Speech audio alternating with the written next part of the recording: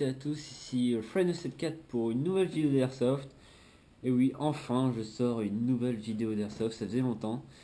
Mais à cause du bac et d'autres problèmes, je n'ai pas pu sortir de vidéo.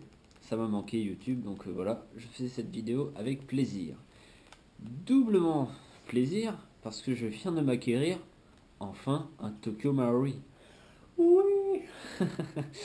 Donc voilà, j'ai enfin un Tokyo Maori et il s'agit du Desert Warrior 4.3 de chez Tokyo Maori, comme je viens de le dire.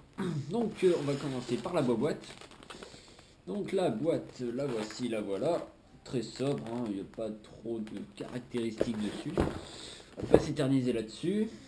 Donc on a un manuel très bien illustré, une très belle photo. En full japonais, avec aussi très pratique le plan explosé de la réplique.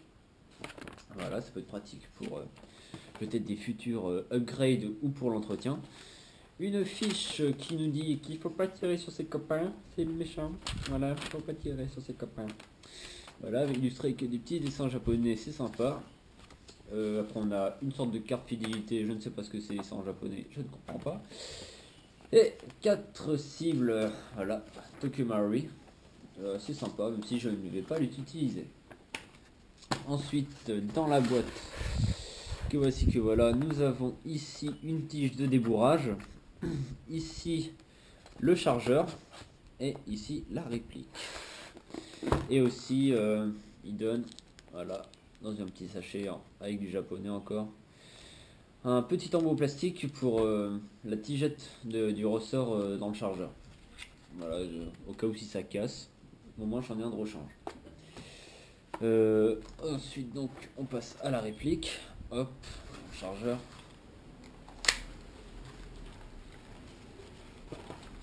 Et aussi il y a ça aussi, une petite tigette là qui permet d'empêcher les saloperies de rentrer. La boîte est bien, franchement, il y a rien à redire. Elle est bien sécurisée. Le polystyrène est assez rigide, donc ça ne s'incruste pas dans la réplique. C'est nickel. C'est vraiment une boîte de qualité, comme la marque, c'est de la qualité, de la fiabilité. Donc voici la réplique. Donc, voilà la réplique, le Desert Warrior 4.3 de chez Tokyo Maori. Donc on va passer à ses caractéristiques. Donc c'est en full ABS. Donc la culasse c'est en ABS, ABS. Sauf quelques parties en métal comme les sécurités, le chien, le viseur, la gâchette, le bouton d'éjection. Sinon tout le reste en plastique. Et bien sûr l'interne est en full plastique évidemment aussi. Aussi il fait 280 fps pour 1 joule. Donc c'est une puissance classique en GBB. Le chargeur que voici, que voilà, type 1911 et une contenance de 28 billes, ce qui est rare pour 1911, pour une réplique 1911, qui généralement c'est 15 billes, donc 28 billes vraiment c'est utile, hein, c'est vraiment pas mal. Voilà, bien sûr c'est une réplique blueback. Sa portée d'environ 30 mètres utile avec 50 mètres avec le pop réglé jusqu'à que la bille tombe et 30 mètres sans le hop-up réglé, donc un bon hop-up et une superbe précision, vraiment, ça part droit, ça reste droit, c'est vraiment, c'est pas du cheap quoi. Donc voilà, nous allons passer maintenant au point positif et au point négatif de la réplique. Donc on va commencer par les points négatifs pour finir par les points positifs, hein, c'est plus sympa. Donc les points négatifs de cette réplique, il y en a deux principalement. Donc le chargeur, aussi pour enlever le chargeur, le bouton là, on appuie. Voilà, il tombe tout seul très rapidement, c'est nickel. Donc le chargeur est beau, voilà, avec marquage, Tokyo Maori. Ah oui, les marquages, excusez-moi. Il y a là, OPS Tactical 45, voilà. Tactical 45 avec un petit autocollant japonais. Et ici c'est marqué Tokyo Maori Custom, donc c'est un custom d'ailleurs de Tokyo Maori a custom ce PA. C'est un mélange entre un Aikapa et un 1911, ce qui donne le Desert Warrior 4.3. Et aussi le petit marquage, surtout les 1911, le point 45 ACP. Donc voilà, comme tous les 1911. Donc le chargeur, comme je disais, les points négatifs. sur cette réplique, c'est que le chargeur a une contenance de 28 billes, c'est bien. Mais par contre, comme il est fin, la contenance de gaz ne suit pas. Donc, évidemment, au bout de 25 billes, on se retrouve avec, en rate de gaz, on n'a plus de gaz, et il nous reste encore quelques billes. Donc ça, c'est un point plutôt chiant en partie. Mais sinon, voilà, c'est un peu chiant. Mais bon, entre les 28 billes et le gaz et la finesse du chargeur, on ne peut pas tout avoir. C'est bien d'avoir tenté Tokyo Marui, mais bon. Voilà, on aurait dû faire un modèle à 20 billes, ça aurait été suffisant, même si ça aurait pas été assez. Ensuite, deuxième point négatif, le hop-up. Bon, le hop-up est nickel, hein, mais pour régler le hop-up, il faut totalement démonter la réplique, c'est-à-dire totalement démonter la culasse, le régler, la remonter, tester le tir, si c'est pas bon, il faut redémonter. Donc c'est chiant, moi à leur place, je l'aurais mis là, comme les KWA, KJ-Works ou ASG, ils le mettent là avec une petite clé, comme ça se règle. C'est plus pratique que tout démonter, quoi. Ensuite, en point positif, je tiens à noter le hop-up. D'abord, la précision aussi, super précis. Aussi, la réactivité de la réplique, c'est-à-dire qu'on peut vraiment tirer super rapidement, sans que ça dégaze. C'est vraiment super fiable. Et aussi le poids, qui n'est pas très lourd, 800 grammes, c'est pas très lourd.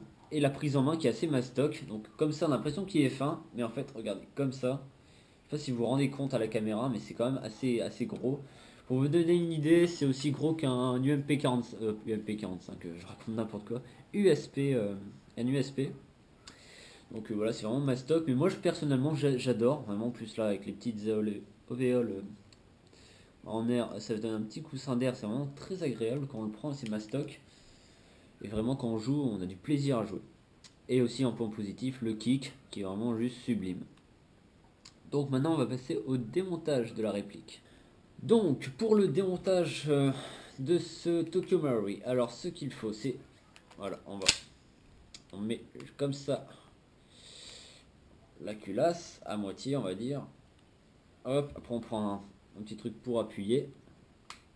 On appuie ici. Et de l'autre côté, la petite pièce qui bloque normalement la culasse sort. Donc ensuite, délicatement, on revient. Et... ah oui, il faut enlever le chargeur aussi, excusez-moi.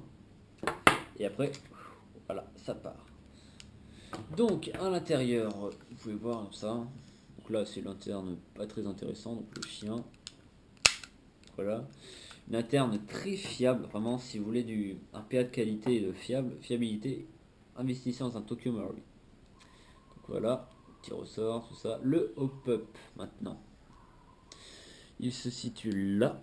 Donc là, il y a un petit endroit cranté avec une flèche qui nous montre où c'est le hop-up. Donc on règle en fonction de ce que l'on veut, hein. Moi, je vous conseille pour vraiment une vie bien droite, le milieu est un tout petit peu plus que de la flèche, dans le sens de la flèche. Petit peu plus, et là c'est nickel.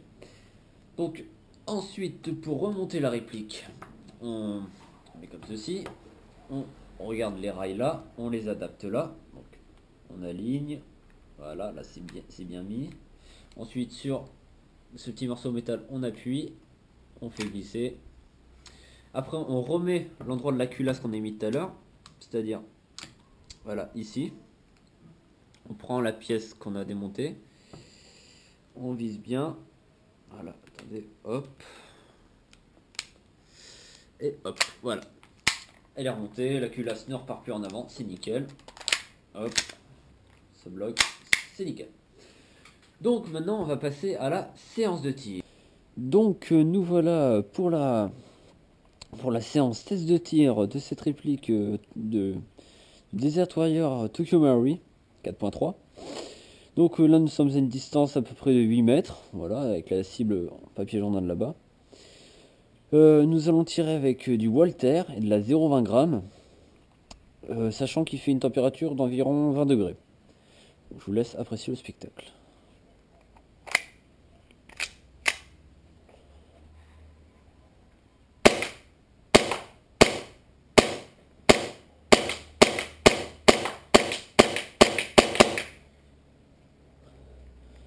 Et voilà, le chargeur est fini.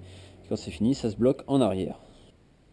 Maintenant que j'ai tiré sur la cible, donc je vous le dis tout de suite, je vais pas vous montrer, mais la cible est trouée, hein, le papier journal, Toute l'épaisseur est trouvée, c'est vraiment assez puissant comme réplique. Donc maintenant je vais tirer à blanc pour montrer un peu la réactivité de ce PA.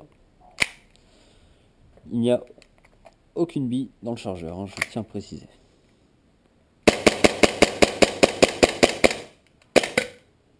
Et voilà.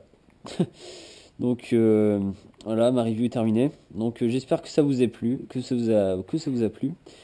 Si vous avez la moindre question sur la réplique, où je l'ai acheté, comment je l'ai acheté, combien, des informations que je n'ai oublié de dire dans la vidéo, posez-moi en commentaire ou en message privé sur YouTube ou Facebook. J'y répondrai le plus rapidement possible. Donc ça me fera plaisir de vous répondre, il n'y a pas de problème.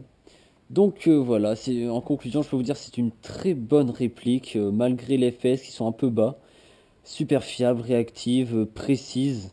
Donc si vous voulez investir dans un bon PA, franchement, investissez là-dedans. Ça vaut le coup.